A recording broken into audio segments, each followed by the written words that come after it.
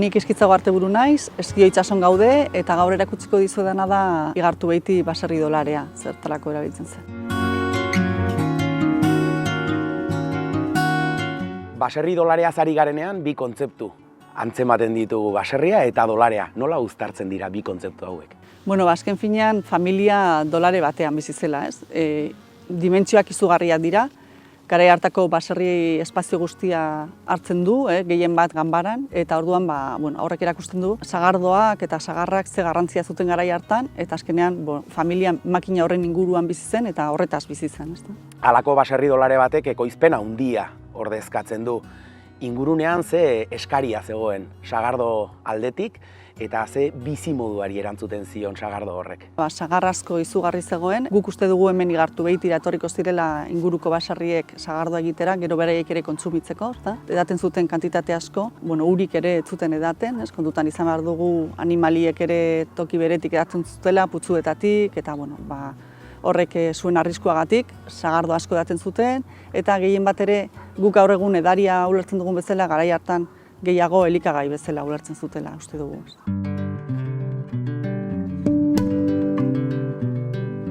Eta egun nola jarriko genuke martxan horrelako baserri dolare bat, zein da pausoz pauso egingo genukeen lana? Goiko pisuan dago abe bat, 9 metrotakoa edo, eta aska bat, patxaska, ezta? Egorra botatzen da sagarra, garai hartan zenbait pertsona biltzen ziren, 6 bat o 7 bat, eta pisoiekin diela egurrezko tramankulu batzuk oinarria oso zabala duena eta dana egurrezkoa eta goiko satia pixkat estuagoa duena, hoiekin sagarra jo egiten zen, ezta?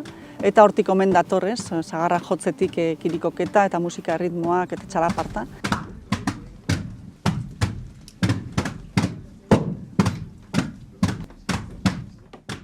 Eta behin patxa lortzen danean, eramaten dute, oxigenatzen dute pixka bat egurrezko palekin, dandana erabiltzen ziren tresnak egurrezkoak ziren.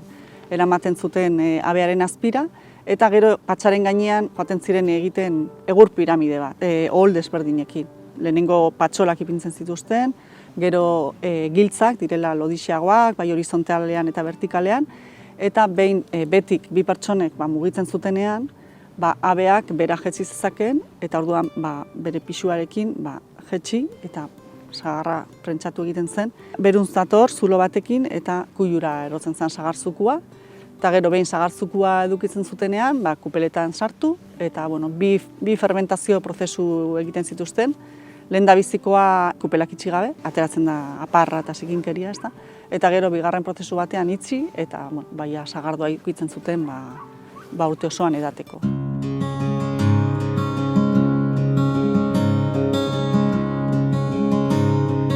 Egun zein da Igartu Beiti baserriaren lekua eta funtzioa?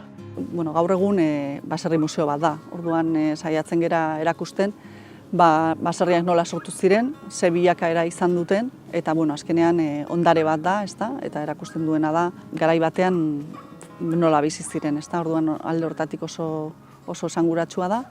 Eta gaur egun dolareak duten funtzioa, erabat desberdin baserrietan baten bat mantendu daiteke, baina ez horrelakoa, ja 17. mendean aldatzen dira dolareak eta bilakaera bat izaten dute. Gaur egungo sagardotegiek oso modu desberdinean egiten dute sagardoa. Pixka bat guk egiten duguna da, sagardotegi hauek ezagutzen dutenean, saiatzen gera horren hasiera zein zen edo iturria zein izan zen, oinarria zein izan zen, Igartu Beiti ezagutaraztea eta horrela ideia bat egiteko, nondik gatozen.